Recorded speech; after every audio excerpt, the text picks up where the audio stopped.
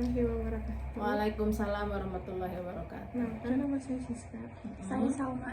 Iya. Di sini kami akan mewawancara ibu yayasan tentang SMA Darul Fatwa. Ya. Pertama, siapa pelopor berdirinya SMA Darul Fatwa? Kalau SMA Darul Fatwa itu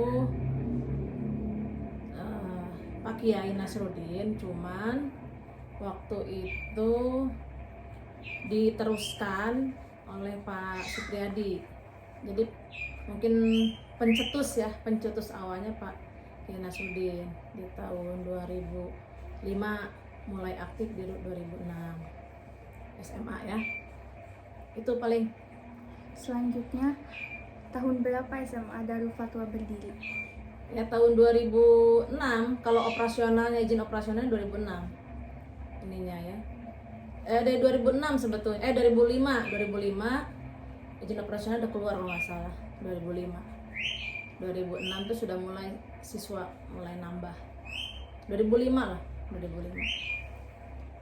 Karena berbarengan sama waktu itu aliyah sebetulnya, MA, cuman MA-nya nggak terlalu ini, jadi 2005 SMA itu. Terus apa lagi, Neng? Apa alasan yang melatar belakangi berdirinya SMA Darul Oh Fatwa? iya, itu karena dulu di sekitar kita di Jatinangor dan Sumedang itu kan untuk sekolah agama. Dulu sebelumnya ada aliyah, madrasah aliyah itu udah berdiri di tahun 90 lah. Kalau nggak salah tahun 90. Karena masyarakat di kita kan untuk sekolah agama kurang ya. Dan juga disangkanya itu kayak madrasah gitu, kayak madrasah diniyah yang sore itu, maka kurang peminatnya. Sampai akhirnya kita punya ide untuk mendirikan SMA. Karena kan kalau SMA sudah jelas sekolah menengah atas ya, bukan madrasah depannya gitu. Beda dengan MA kan madrasah aliyah. Itu di tahun 2005 gitu. Apa visi dan misi dari SMA Darul? Ya kalau visi misi saya belum tahu, nanti paling nanya ke kepala sekolahnya ya. Yang penting secara besar, garis besarnya gini aja. Diharapkan siswa-siswi SMA ini bisa menjadi teladan di masyarakat dengan dibekali oleh ilmu, pengetahuan dan juga pelajaran-pelajaran agama, sehingga ilmu pengetahuan dan teknologi dikuasai, terutama masalah keimanan dan ketakwaannya gitu. Itu secara garis besar. Tapi kalau visi misi yang lebih rinci mungkin ada di sekolahan. Apakah instansi pemerintah turut mendukung berdirinya SMA Itu Darul? benar pertanyaannya. Untuk pemerintah, terutama yang sekitar kita ya, yang desa, pada awalnya tidak terlihat mereka mendukung karena mungkin baru awal-awal ya.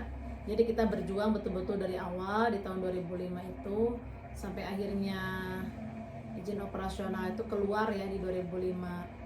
Sebetulnya dari tahun 2004 tuh sudah menerima siswa 2004, tapi izin operasionalnya keluar di 2005. Itu diurus-urus lah gitu. Nah, pemerintahan setempat dia kayak kantor desa gitu ya, kecamatan seperti itu. Sebetulnya kalau ke sekolah swasta itu nggak terlalu mendukung sebetulnya, sejujurnya.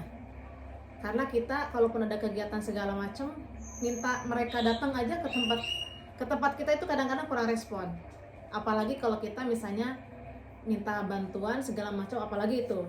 Makanya kalau dibilang bagaimana instansi setempat ya, pemerintahan lah setempat, menurut saya kurang respon lah. Kalau mendukung mungkin ya mendukung ya, tapi kalau respon mungkin nggak terlalu nampak, nggak kelihatan gitu.